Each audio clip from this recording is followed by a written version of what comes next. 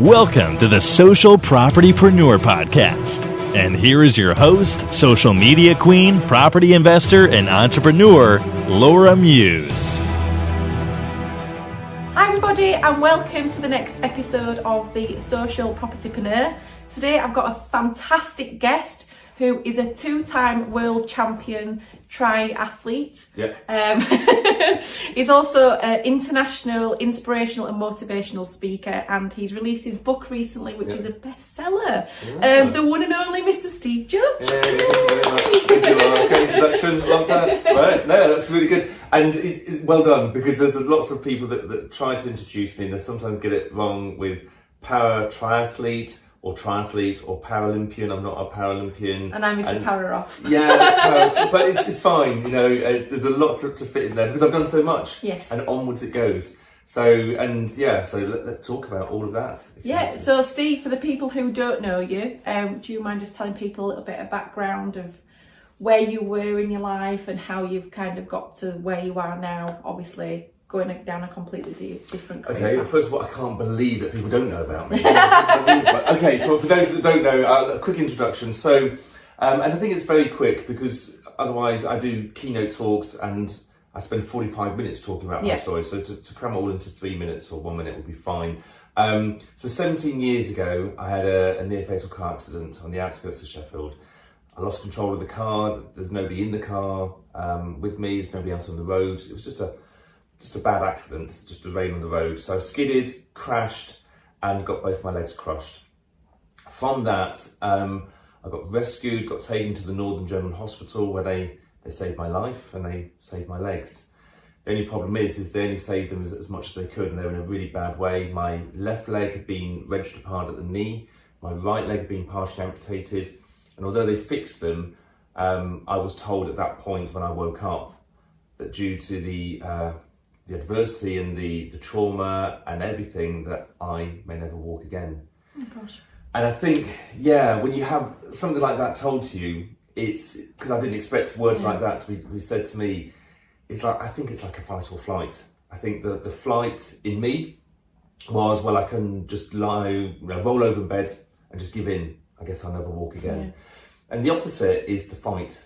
And that's why I felt really angry. I felt really angry that somebody had the audacity to say that to me. Yeah. They didn't even know me. From what I could see, I had two legs. They weren't the best legs, but I was thinking, right, I can do something with these. Surely I can stand. Surely I can walk. Surely I can do that. So who are you to tell me that I can't do that? And for me, it's like a red rag to a bull. And I think that's quite a theme throughout my journey, is when somebody tells me that I can't do something, I'm like, really? Says who? Who are you to tell me that? And sometimes that's myself, telling myself that I can't do that. I can't do that. That's massive. That's huge. I go, well, why can't we do it? I talk to myself a lot. It's not a bad thing, apparently. I do too. Good. I think it's very special. I remember I did an assessment down at the GB squad once, and there was a questionnaire that we had to fill in, and it was lots of questions about how we train and how we act. And one of the questions was, do you talk to yourself? And I was like, do I admit to this? I don't know, because they might think I want to get in the squad. But if I say that I talk to myself all the time, what are they going to say? I was like, no, come on, be honest. Right? Yes, I do talk to myself quite often. And so when the results came in, I got into the GB squad. I said, do you know that question? I said, was that the right answer? They said, it's a very good answer. That you talk to yourself, it means that you're, benchmarking yourself, developing yourself. All right. You can assess yourself. It's good. I went, oh, thank goodness for that. That's a relief. Yeah. Okay, so I'm quite happy to talk about it now. So going back to the hospital, I had a long journey ahead of me. My left leg, they put new ligaments in my knee because those got ripped out. So I've got ligaments from a pig in that now. I've got lack of feeling below the knee, lack of movement. I get a lot of cramp. My right leg, to cut a long story short, I had to grow my leg back. So I had to lengthen it to the right length. I had a big metal cage in my leg. I had to twist bolts every day and lengthen it to the right length. And then that left me with just a gap of 4 inches. So then I had to grow bone back, and I didn't know how to grow bone back. So again, that took a long time. It wasn't just drinking milk and eating cheese. It was actually I had to use my bone to actually grow my bone. So standing on my leg, walking on my leg, even though there was no bone in my leg. Oh my gosh. That's a very much mind over matter. Yeah. But again, with all of these things, it's about having that goal in mind and doing anything and everything to get to that goal. For me, it's to stand again, to walk again, to get back to what I wanted, as what I saw as normal. And so I did all of these things. And I was always on this process, on this journey, I was always asking myself, what more can I do? What more can I do? What more can I do? Constantly, because I didn't want to have any regrets. My leg got to the right length, I grew the bone back, the cage was released, I was able to stand again, I was walking again. My goal of getting back to normal was not there. Yeah. That's a real thing that shocked me, because I was very different to what I was before the accident to what I was after. With my right leg, much to the right length, lack of calf muscle, really thin skin, unflexible ankles, I can't move, my toes were fixed, I had a lot of pain in my right ankle as well, with anything physical. So I suddenly realised that this goal of getting back to normal, the normality, doesn't exist. And it's a big message that I pass to business owners, to friends, family, but also to the new generation, to schools, universities. Stop comparing yourself to other people. There is no such thing as normal. Everybody's different. Don't compare yourself to your friends, your family, to your peers, to celebrities, as we all do. Everybody's different. And I had to start thinking about what I could do rather than what I couldn't do.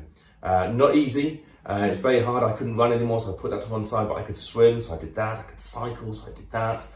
And I was setting myself new goals, new challenges, and just physical challenges. I was like head set on getting into my head that the accident hadn't had a detrimental effect on my life. It dragged me down, it beat me down, but I wasn't going to give in. I wasn't going to make it. I wasn't going to let it beat me. It being the accident, this thing, almost like a person. So I was always pushing myself and setting goals and working towards them. And I was looking for a new challenge. And the only challenge I could find was this thing called, which had swimming and cycling in. The only thing I could find was this thing called triathlon, swimming, cycling, running. I was like, damn, I can't run. So what am I going to do? So I hadn't run for 7.5 years, and I just thought, well, maybe I could just walk around the triathlon thing. So I was looking for an event, and I found one. And as I scrolled down, there's this thing called a para triathlon for disabled people. I was like, oh, I wonder, with my injuries, I wonder if I can register as a disabled athlete. So I went down, got registered, and they said, Steve, you are disabled. I'm like, yes. Because this meant I could now, come on, get it. Because for me, this now meant that I couldn't lean on excuses. I could now compete as a disabled athlete. And they said to me, Steve, can you run? And I said, not yet.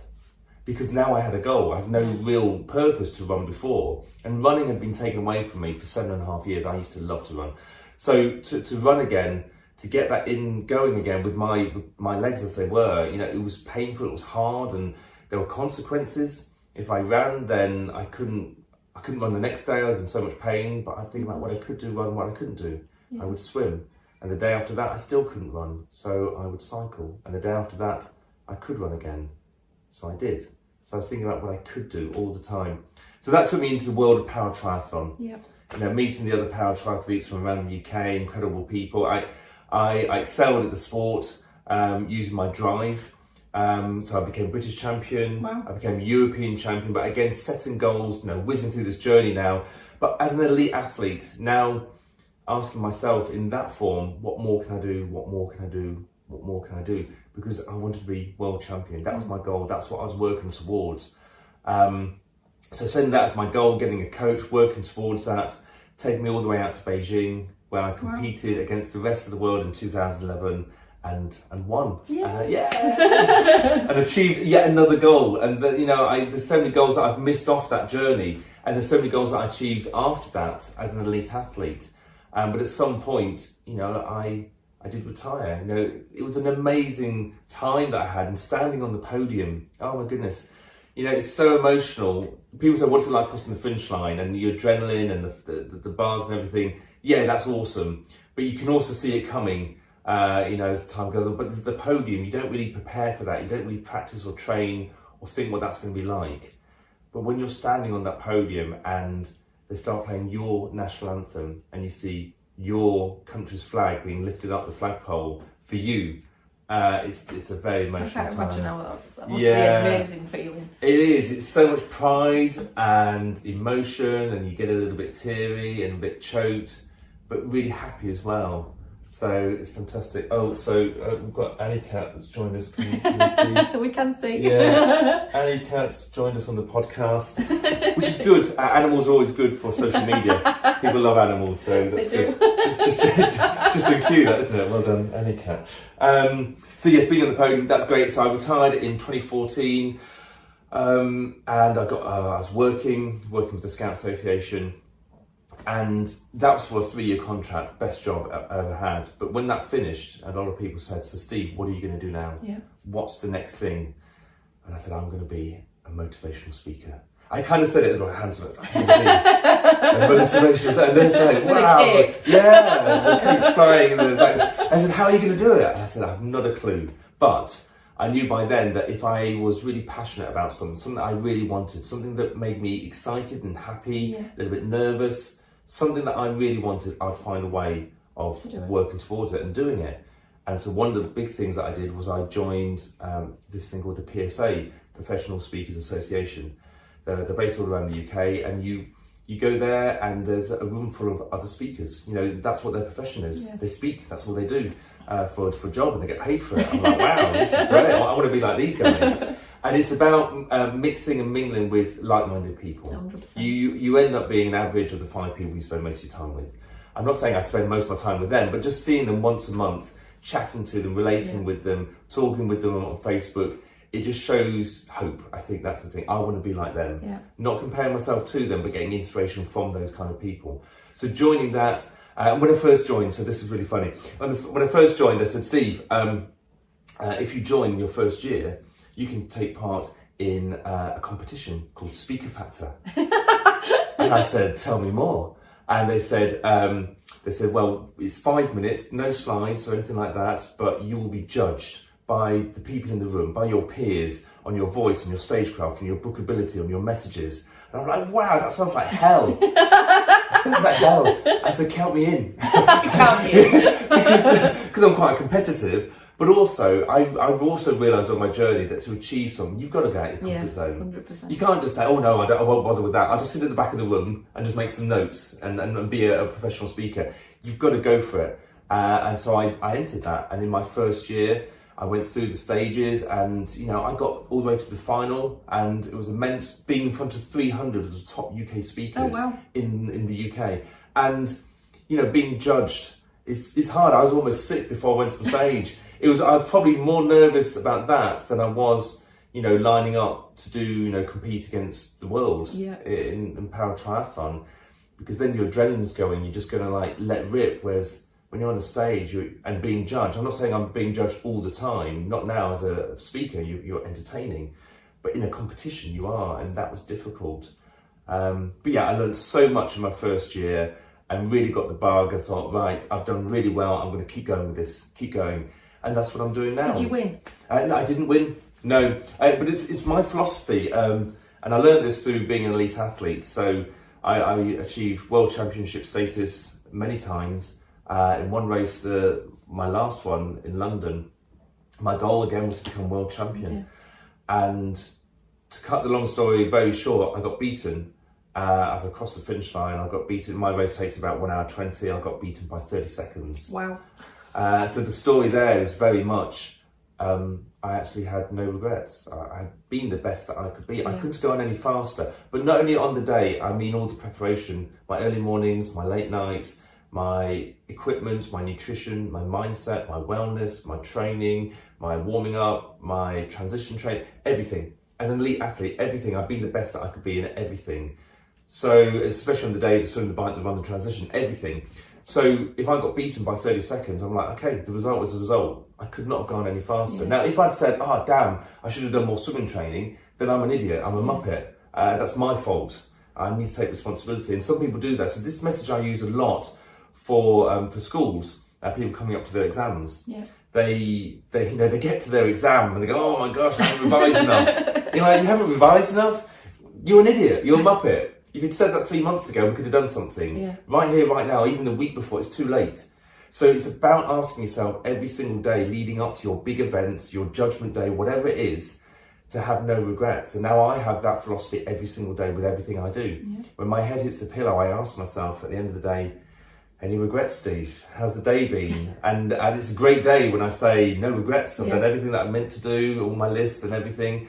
But it doesn't happen all the time. There's just many times when I go, no, I didn't do as much as I wanted because I got distracted by something else. Sometimes I get distracted by other reasons. So I didn't send all the emails off because I was spending a lot of time playing with my kids. Yeah. Not a bad thing. No regrets. Okay, that's priority. But other times I might say that I got sucked into social media again. We all do. So I was supposed to spend 20 minutes on it and an hour passed. So I regret that. So let's not do that tomorrow. Yeah. Don't do that tomorrow. So it's about having no regrets. The result's the result. That takes me to the competition. I was the best that I could be. I look back at that performance that I did in Speaker Factor on that stage, and it was a close call. It was either me or this other person. I didn't win, the other person did. And I look back at my presentation, it's still on YouTube, and I go, it's good. It's really good. Even though it was 3 years ago, that's a good presentation. No regrets. I couldn't have done any better. Yeah. I think my first year, as well. And the other person, I think they've just got into the speaking game, but they were a singer. So they've been entertaining, they've been on the stage. I hadn't done any of that before. So not that I'm making excuses or anything, but no, I grabbed that, all my experiences, and I ran with it. And now look at me, 3 years later from that point, I'm now a professional speaker, an international speaker. But more than that, Saturday, I got handed over the presidency of Yorkshire PSA. Oh, congratulations. Thank you. So that's where I first went 3 years ago as a novice. I joined there and the president said to me, you should join. And now I'm in that position. I'm president of Yorkshire PSA and I'm really excited about it because now I've got my chance to give something back. Yeah. I'm very much about that all the way through the journey, is giving something back. So I can do that with the speakers. And speakers that come, they say, oh, I want to be a speaker. I want to be on the stage. I'm like, okay, calm down. I know where you're thinking about you're going to be, but let's talk about this. And I'm not saying they can't do it. I'm just saying it's a long, long game that you've got to play. And we were talking about this earlier about how impatient we are. And I'm very impatient. I'm very impatient. Very impatient. But I know what we're saying then was impatient isn't a bad thing as long as you use it properly. Anger isn't a bad thing as long as you use that anger. If you're angry about something, then do something about it now. Yeah, get on with it. If you're impatient about something, then do something to relieve that impatience. So it's about short-term gratification and long-term gratification. So we all know through common sense that long-term gratification is the way you should go, study hard, get a job, make money. And we like the short-term gratification where you buy a lottery ticket and you win. Yeah. But that doesn't work. I've tried, it didn't work, okay? You can't just I've tried a couple of times, it still doesn't work. You've got to do the long term. And so in speaking, it is about the long term. It's not about having a brilliant website and making a few connections. It's about word of mouth. You're only going to get word of mouth of how good a speaker you are by people hearing you. And you're going to do that by speaking. Yeah. So you've got to do the speaking gigs, grab every single opportunity you get so that the more people hear you. And sometimes that is unpaid initially at the beginning, and sometimes it is to small audiences. Yeah. But eventually, things will grow with momentum. And I still get people coming up to me and say, Steve, I heard you 2 years ago. I'd like to book you. I'm like, 2 years ago? Where have you been? Been waiting for you for 2 years. Or other people say they hear me speak and say, Steve, just heard you speak. You're amazing. Would like you to speak at our conference. And I'm like, I'm there. What? When? They say next year. Next year? Okay, yeah, I'm in, but what about this year? What am I going to do this year? So it's a long-term game, it's very hard. And I've been to networking events and said I'm a motivational speaker. Not many people need a motivational speaker. They might need a VA or they might need a plumber or electrician or website designer, but they don't go, oh yes, I need a motivational speaker. I'm just looking for one. And now there's one in front of me. It's not something that they need, on a daily basis. So it's the long term. But I think what you do incredibly well is inspire people. Mm-hmm. I think a lot of us get so consumed with the day-to-day that we're doing that we can't visualise where we need to be, and our little issues are nothing compared to what you've overcome in your life, and it kind of makes you realise, and it resonates with a lot of people that stop bitching and moaning about these pathetic things and actually just get on and do something. And I think that's what you, as a speaker, give to everybody. And it's such a powerful journey that you. It is true. The story that I've got is, the adversity that I suffered. was down on my knees, and and the other thing was it's an accident, so there's nobody to blame. It's just an accident. Things happen, but it is very much about me pulling out of it, and people get inspired by that. But it's also about how does that refer to them? How does that relate to them? And you mentioned the vision, and that's what I talk about a lot, is having a vision. I'm a visual person, and when I was in hospital doing my diary, I'm not really much of a diary writer, but I started writing this diary, and one day I drew a picture instead, and this picture was of me up a mountain walking with my crutches at the side of me, because I needed something positive to look at, something to keep me going. Hospitals, they saved my life, but it's a horrible place. My goal was to get out of hospital. But then I used that drawing, and I looked at that. I used to look at it all the time and think, that's where I want to be. I want to be there. I don't want to be with this cage on in pain. I want to be up a mountain. And eventually, after like 2-3 years, I achieved that. And I remember going up my mountain and walking and just thinking, I've done it. This is amazing. But I've used that onwards. So when I was an elite athlete, I remember that I wanted to be world champion, and I remember what I did in the hospital about drawing the picture. So, I'm going to draw a picture. Let me just say, this is not a magic pen or anything like that I've got. It's just a normal piece of paper and a pencil. So I drew a picture of me crossing the finish line with my arms up in the air and my GB kit. And I could see that, I could vision it, and my brain could see that. And then you naturally work out what you need to do to get there. You just use a bit of common sense, you need to get a coach, you need to train, nutrition, all of that stuff. And I achieved that goal. So now, where we're now in my business, I draw pictures. I draw pictures of what I want. And I think that's expanded now to drawing a picture of where I am and also where I want to be. So where I am might be, at the moment I'm very happy, which is great. So a big smiley face and who's around me, including Annie Cat and things like that. But where do I want to be? I want to be more international gigs. I want to be a bigger stage, bigger lights. But I drew these pictures when I started my business. I drew a picture of me in small venues with just a few people, and I drew a picture of the big stage wearing a nice blue suit. I even drew a picture of me having one of those head mics, because I think they look really cool. But you can do it. It's your picture. Used a straw back in the day. You can draw whatever you want. It's just a picture. Yeah. And this is what I do in my workshops. So just let your inhibitions go. Just draw a picture.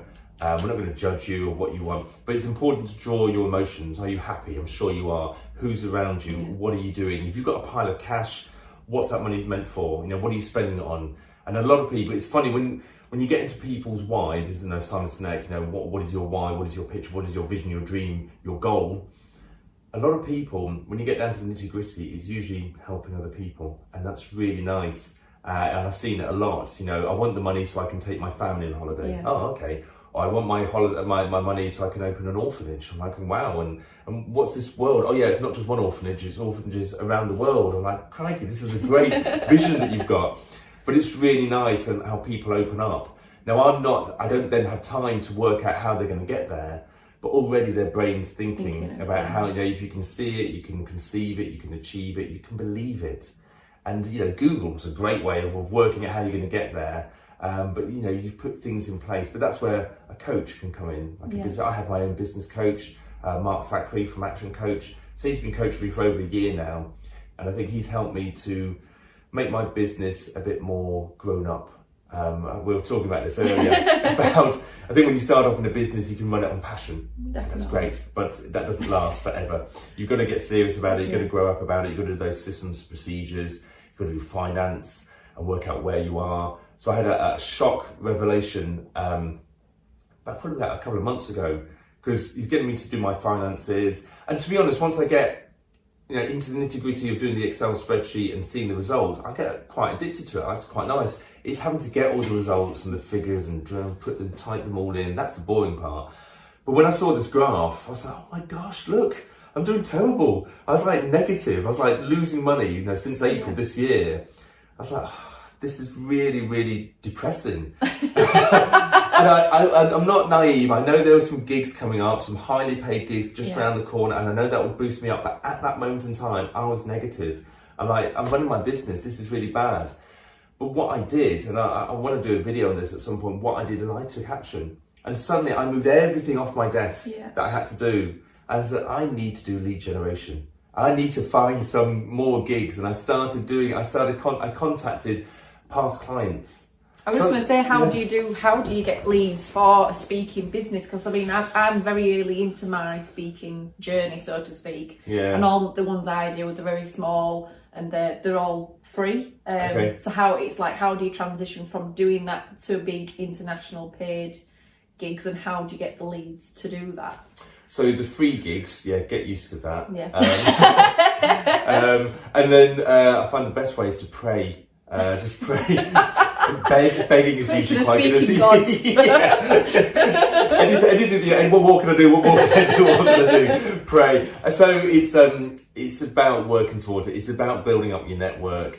It's about shouting loud as well. You know, on social media, I mean, through marketing, you shout loud before the event. You shout loud when you're at the event. Yeah. You shout loud when you finish the event. That's 3 social media posts. If you can tag people in, that's great. Get some testimonials.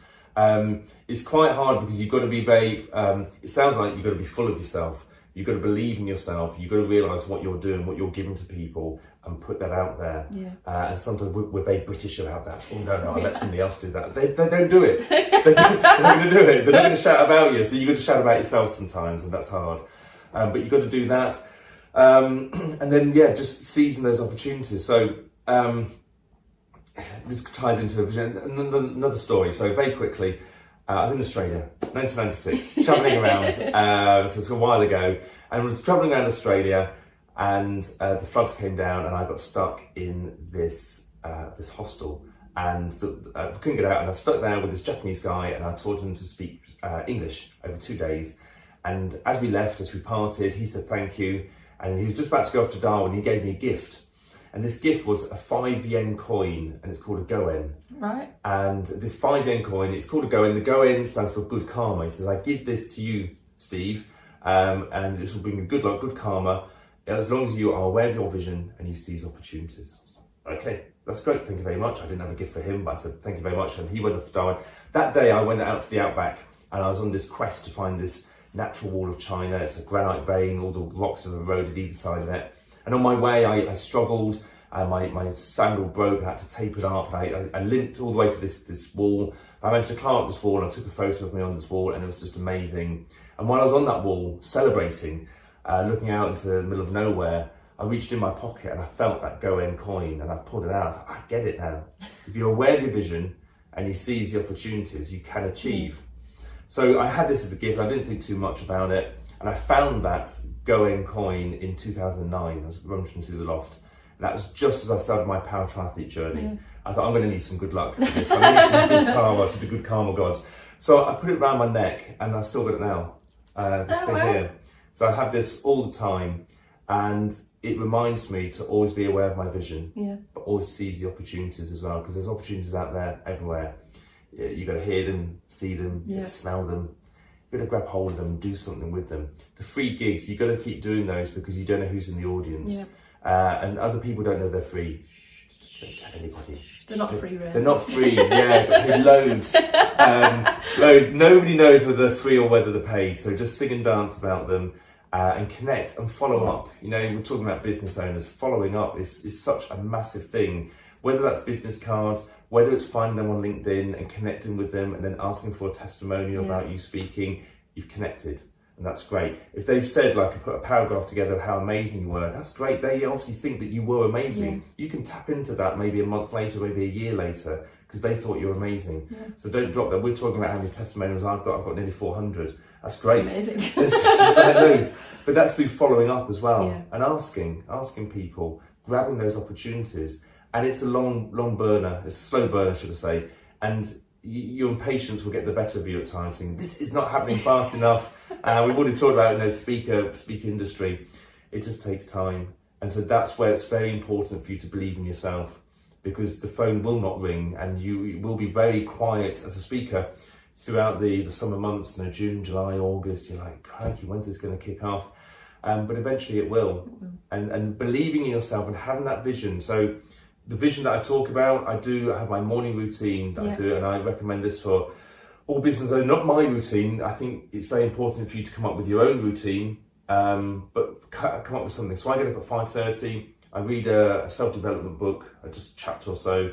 I do a few exercises to get the endorphins going, the adrenaline, and then sit down in a yoga pose and I visualize. Yeah. So it's close to meditation, but it's visualization about what I want, what I really want, what makes me excited, what makes me a little bit nervous, but what makes me really happy about what I want to achieve. Opening my eyes, I'm like, yes, I really want that. I'm smiling. I want to do that. What do I need to do? I'm getting impatient. So I'm like, okay. I go to my chair and I read through these words of affirmation. So words of affirmation, it's quite embarrassing really because it's saying how good you are. I do. You do words of affirmation as well. And again, it's very on British, you know, we say, Steve, I am ingenious. I am wise. I am dedicated. I am committed. I will not lean on my excuses. I will turn my excuses into challenge. All of these things I say out loud so I can hear them. And I feel good about myself. I then write down 5 things, just 5 things that are going to take me to my vision. That thing that I've just been thinking about, that thing that I got really excited about. 5 things. And it's not emails or phone calls unless that's what I need to do. But I've written those down. And the thing is that when you get to work, because that takes you about 7 o'clock, the kids wake up, whole house gets turned upside down. And and I get the kids ready for school, and send them off to school. When I sit down at my desk and there's lots of distractions already, I've got those 5 things that I know that if I do those today, that will take me closer towards my goal, my vision, my gold, as I would call it. And that's really important. And that's why I say at the end of the day, I ask myself, did I do those 5 things? Yeah. Sometimes not, but sometimes I do. And I go, yes, I am 5 steps closer to achieving that amazing goal. And that's really exciting. And for people that don't do that, and I understand people have busy lives and there's time restrictions and there's other distractions. But if you're not working towards your goal at all, day after day after day, that's hard. Yeah. That is really depressing, demoralizing. That will drag you down. So you need to just do one thing, and it might be one Google search, it might be one phone call, one email, just something to move you forward. Because otherwise you feel that you're static or that you're even moving backwards. And that's a horrible place to be in. Well, I mean, obviously we're coming to the end of the year. Yeah. Goal setting, everyone's should be thinking about it. What are you putting in place now for next year? How do you set your goals, and what are your goals for next year? So how I set my goals, so I have them with Action Coach, so I've got them on a 3-month. So I've got goals for this period at the moment, which is very much lead generation. I'm writing another book at the moment, an ebook. So this is about how to speak more, speak better, and it's going to be an ebook. So it's going to be a book that I'm going to give out for free. I'm going to do lots of videos connected with that because it's going to promote me as a speaker coach, which is what I really want to move into. So why do I want to move into that? It's because I want to help people. I want to give something back. I've got so many skills now of becoming a professional speaker.